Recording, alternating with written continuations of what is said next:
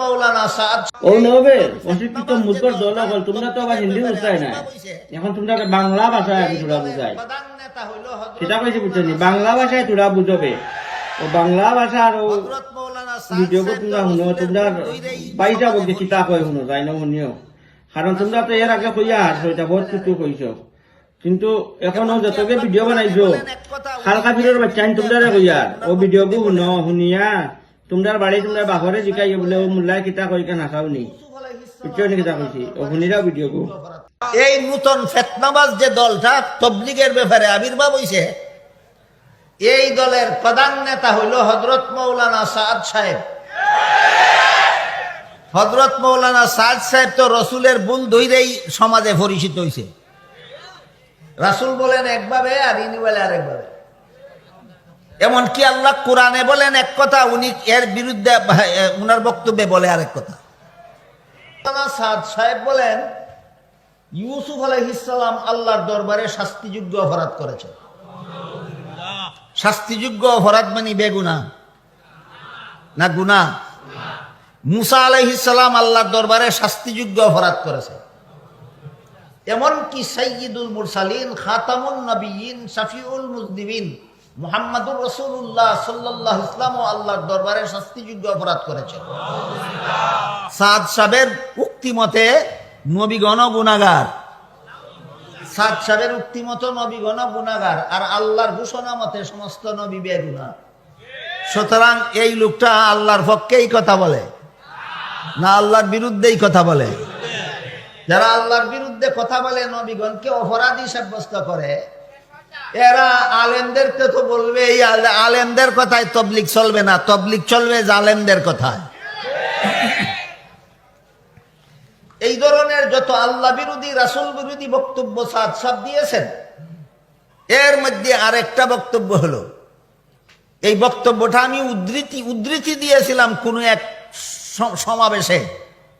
বান্দরেরা করছে কি, আমার উদ্ধৃতিটা হুবহু ইলেকট্রনিক্স মিডিয়ায় দিয়ে দিছে। আমি যে বলেছি সাদ সাহেব বলেছেন, ওই কথাটা কেটে ফেলে দিয়েছে। সাদ সাহেব বলে মসজিদে ইমামতি করে বেতন ভাতা নেওয়া বেশ্যা নারীর উপার্জনের চেয়েও নিকৃষ্ট। বলেন আমি বলেছি না সাদ সাহেব বলে? ওই সাদ সাহেব বলে কথাটা ডিলিট করে দিয়া আমার কথাটা উল্লেখ করে দিছে মিডিয়াতে। সাদ সাহেব বলে মাদ্রাসায় শিক্ষকতা করে যারা বেতন ভাতা গ্রহণ করেন, তাদের বেতন ভাতা বেশ্যা নারীর জিনার উপার্জনের চেয়েও নিকৃষ্ট। বুঝে থাকলে বলুন আমি বলেছি না সাদ সাহেব বলেছে? এই সাদ সাহেবের এই সমস্ত কথা আমি উদ্ধৃতি দিয়েছিলাম, সেখানে সাদ সাহেব বলে এই কথাটা ডিলিট করে দিয়া আমার কথাটা মিডিয়ায় প্রচার করে দিছে। শুনলেই মানুষে মনে করে এখন কথাগুলি আমি বলেছি। বান্দর কারে কয় চিন্তা করে দেখা।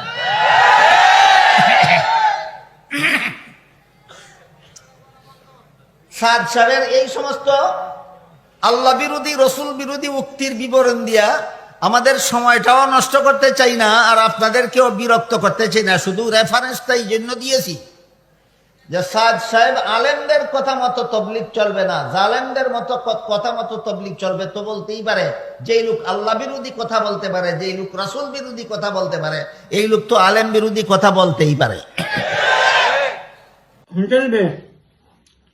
তোমরা বাপকে কিতা কইছে,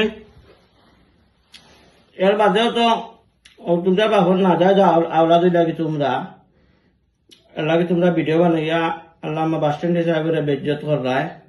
এই কারণ মনে করিও মানির মান জীবনেও কমে না। কিতা কইছে বুঝছো নি? মানির মান জীবনেও কমে না, আর জীবনে কমতো না ইনশাআল্লাহ।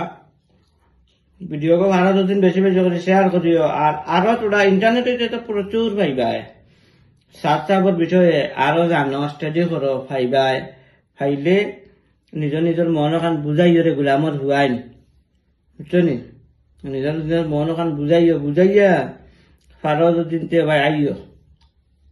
আমি তোমরা দাওয়াত দিয়া আইও ভাই দিয়া তোবা তিল্লা করিয়া আনা তোবা ইলে লাগাইতাম না, লাগাই বা করিয়া দিম।